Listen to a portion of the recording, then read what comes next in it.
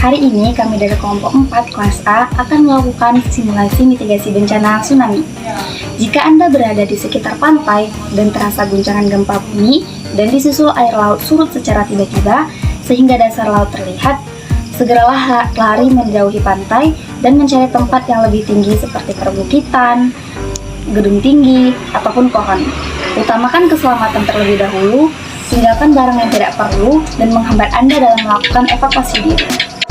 Jika Anda sudah terlalu dekat dengan gelombang tsunami, berusahalah melindungi diri agar tidak terbawa oleh arus.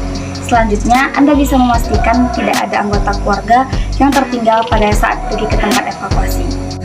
Maka, perlu kita ketahui juga apa yang harus kita lakukan sebelum bencana ini terjadi. Yang pertama, mengetahui pusat informasi bencana seperti BPBD, BMKG, dan instansi lainnya. Kedua, kenali area tempat-tempat serta wilayah dataran tinggi dan dataran rendah yang beresiko terkena tsunami. Ketiga, jika Anda sedang melakukan perjalanan ke wilayah pesisir, kenali hotel, motel, dan pusat pengungsian yang ada dan mengetahui rute evakuasi.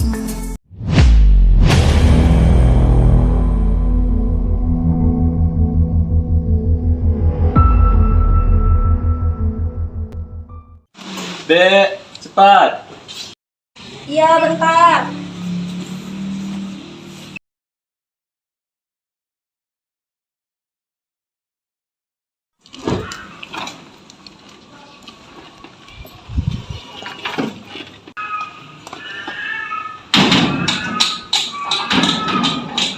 Ayo, Bang, orang sudah nunggu. Iya nih, pakai roda dulu.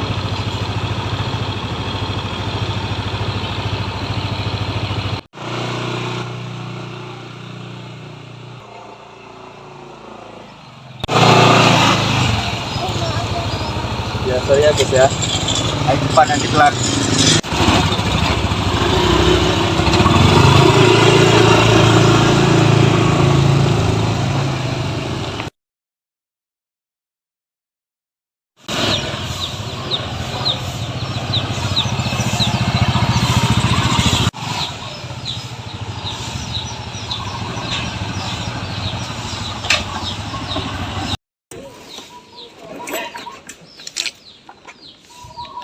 Oke, kita udah sampai.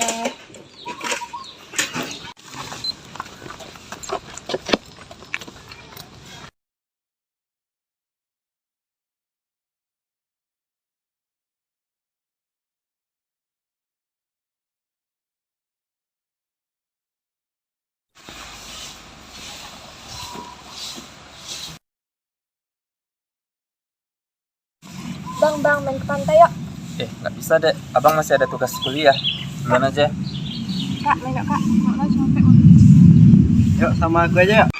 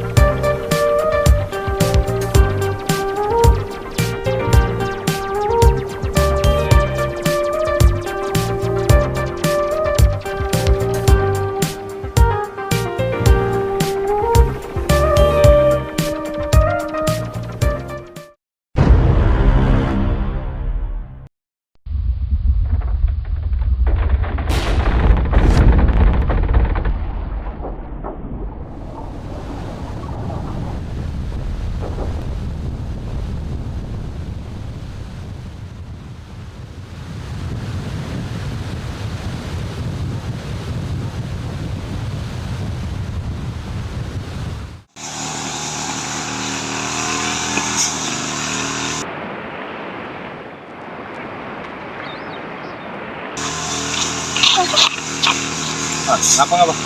Kok airnya jauh? Dek, kayaknya kita harus lari deh. Ini mau tsunami kayaknya.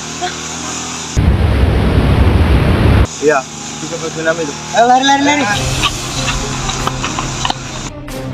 Ayo, wah, tsunami.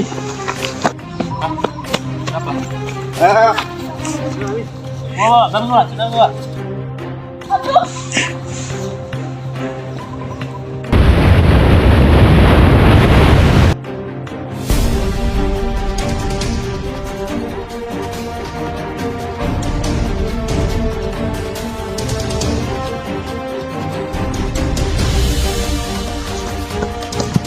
Sini. Apa nih? Bagus.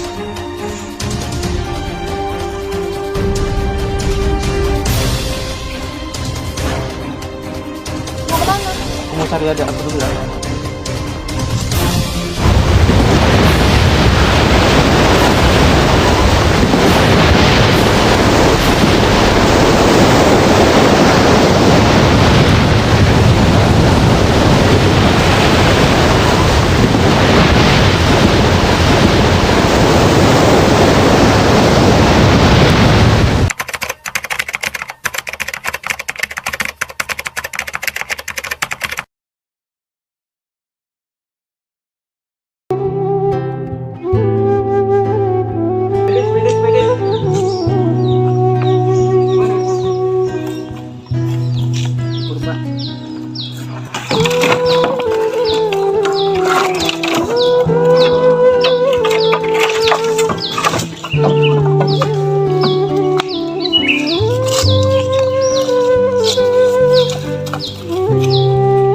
Ada korban.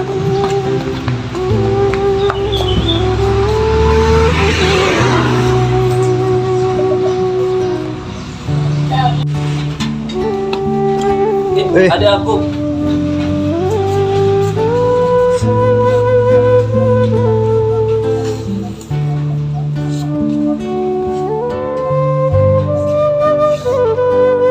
Dek, bangun dek.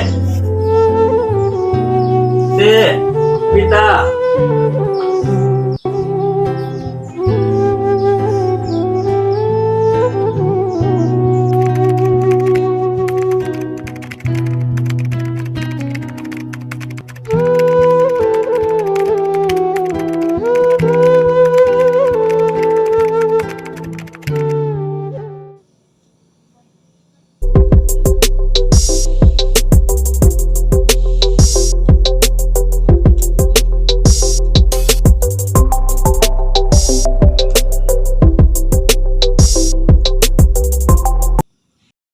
Salah satu mitigasi bencana tsunami secara struktural adalah membangun bangunan shelter.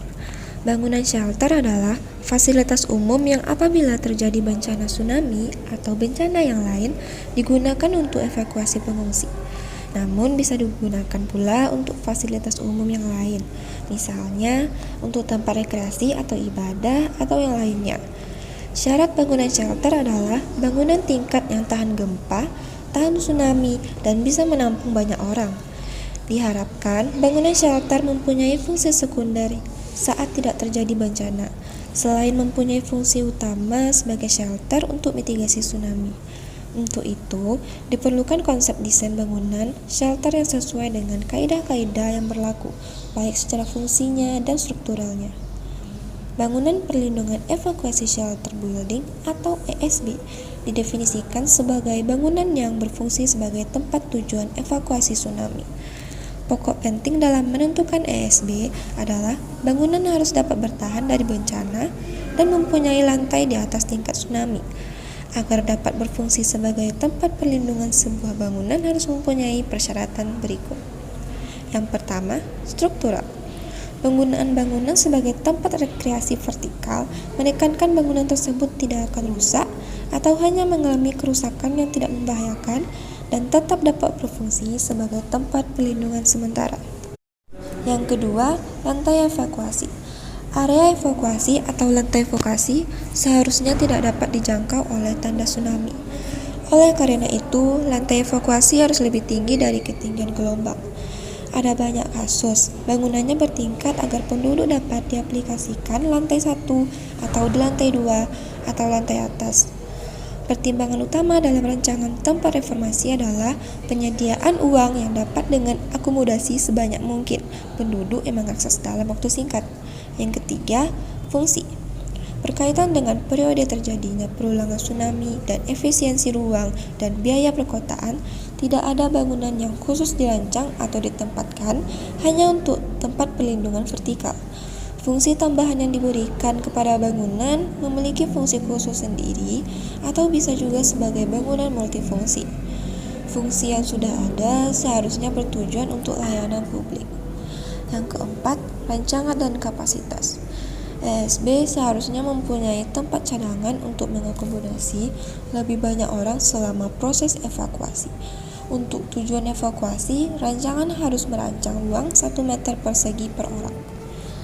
Yang kelima, lokasi atau kemudahan akses. ESB seharusnya bertempat pada jarak orang berjalan atau berlari dari lokasi permukiman dalam daerah bahaya tsunami.